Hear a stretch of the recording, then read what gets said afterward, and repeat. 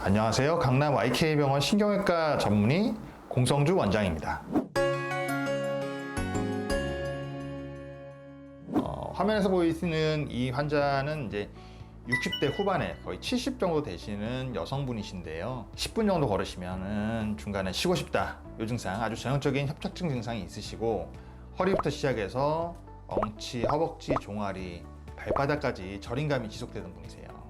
증상은 한 1년 정도 전부터 지속적으로 있으셨는데 문제는 최근 6개월 정도 이내에 이 심장에 혈관이 막히셔가지고요. 스텐트를 넣으셨어요.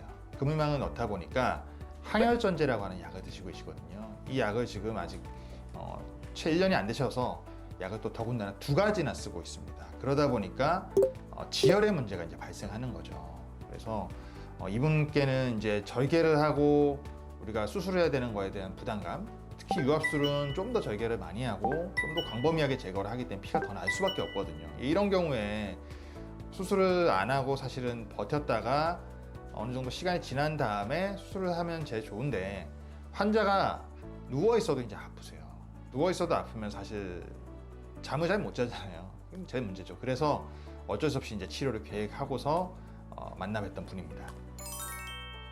원칙적으로는 이분의 경우에는 이 위아랫 마디를 뒤쪽에 있는 이 덮개뼈를 제거를 하고 광범위하게 감압을 하고 난 다음에 이 속에 있는 디스크를 제거를 하고 인공뼈를 집어넣은 다음 위아래로 나사못을 고정해서 유압술을 하는 이 수술이 표준 술식이에요. 이렇게 수술을 하면 마디가 더 이상 흔들리지 않고 움직임이 없어지기 때문에 압박되었던 공간도 넓어지고요. 증상이 좋아지게 되어 있는데 문제는 처음에 말씀드렸던 것처럼 환자가 지금은 큰 수술을 하실 수가 없는 상태시고 이 척추 전방 전이증은요. 정도에 따라서 1단계부터 4단계까지 있습니다.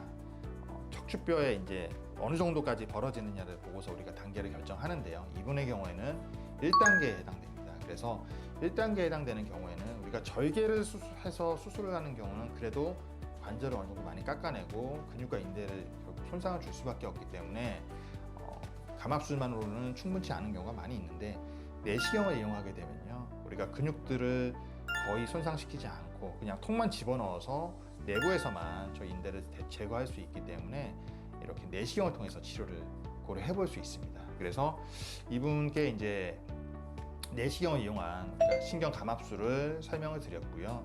실제로 시행을 했고 치료 이후에 이제 보이는 MRI입니다. 실제로 아까 가로 세로 사진상에서 좁아져 보였던 신경 공간이 많이 넓어져 있는 모습을 보실 수 있을 거예요. 그리고 이 사진상에서 보이는 이 신경 공간 역시 신경의 단면이 많이 커져 있어요. 이렇게 커져 있고 뒤쪽으로 두꺼워져 있던 인대는 이렇게 제거를 했습니다. 그래서 역시 신경이 압박되고 있는 뒤쪽 문을 열어준 거죠.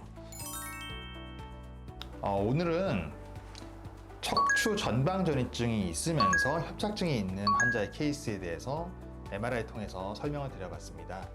여러 가지 큰 수술을 해야 되는 경우도 있고 또 어떤 이유가 있어서 큰 수술을 못하는 상황도 있는데 이런 경우에 대체해서 할 수 있는 방법이 어떤 것들이 있는지에 대해서 한번 알아봤고요.